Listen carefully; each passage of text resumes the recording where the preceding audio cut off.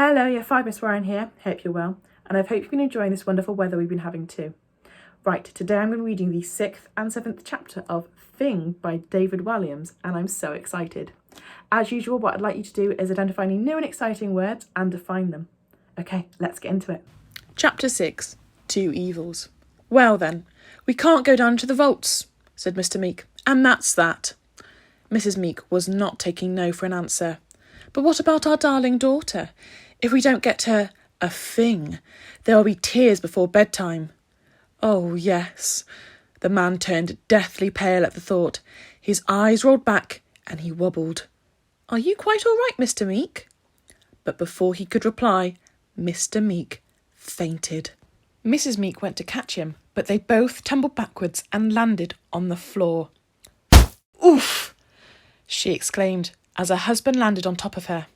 An old man stepped over them to reach a gardening book. The pair smiled politely up at him. Good morning, they said. Are you all right under there, Mrs. Meek? Inquired Mr. Meek.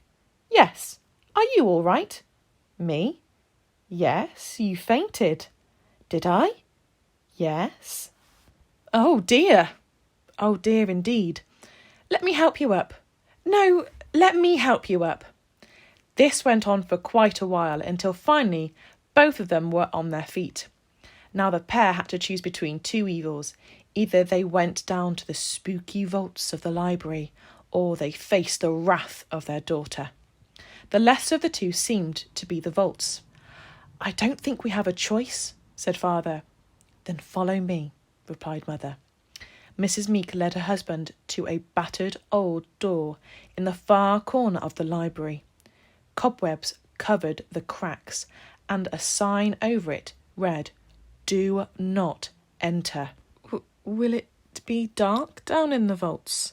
He asked, his voice wavering. Oh, yes, pitch black, to protect all the old books, she replied. Well then, ladies first. Me? Protested Mrs. Meek. They were both scared of the dark.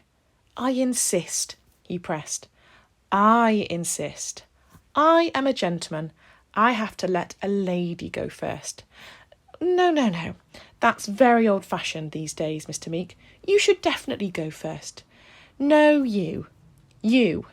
The pair had reached something of a standoff. I know. Let's both go together, announced mother. Good plan, replied father.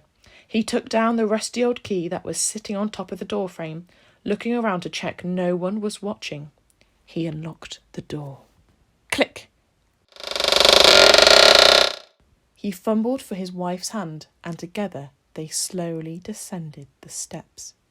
It's not too bad, is it? Asked Mrs. Meek. No, stammered Mr. Meek. Chapter 7. Ancient, Obscure and Bizarre.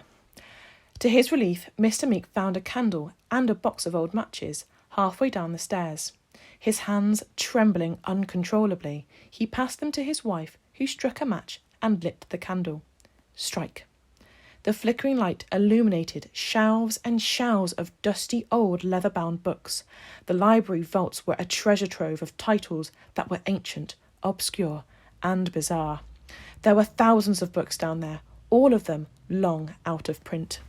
Poisonous cheeses of the British Isles, terrifying tales for children, the bumper book of medieval torture, hymns to make your ears bleed, paintings of puddles, odes to stinging nettles, phlegm, a pictorial guide, cats crying at Christmas, how to drown a witch in 5 easy steps, a dictionary of non-existent words, ye old book of knock-knock jokeths, cooking with rare birds' eggs, the foulest smells of Victorian London, a scratch and sniff book, disgusting diseases for dogs, cake recipes of religious martyrs in Latin, 10,000 tedious poems, the Book of Grot, a short history of socks, a long history of socks, beards of the Bible, a spotter's guide, chamber pots of the rich and famous.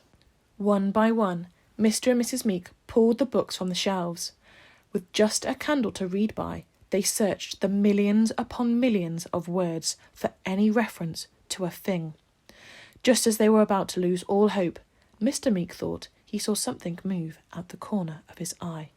"What was that?" he whispered. "What was what?" she asked. "Something moved. Maybe it was a rat. I hate rats." With the candle, Mrs. Meek illuminated a dingy corner of the vault. Indeed, something was moving underneath a pile of old newspapers. She pushed her husband towards it to investigate further. "Go on." I'm going. Lift up the newspaper and see," suggested Mrs. Meek. "No, after you." "Oh, for goodness sake, let's not start all this again." Reluctantly, Mr. Meek lifted the old damp sheets of paper. To his surprise, all that was underneath was a book. "It's a book." "Books can't move," she replied. "This one did." "What's it called?" Mr. Meek peered down to study the spine. The title sent chills through him. "It's called The Monsterpedia."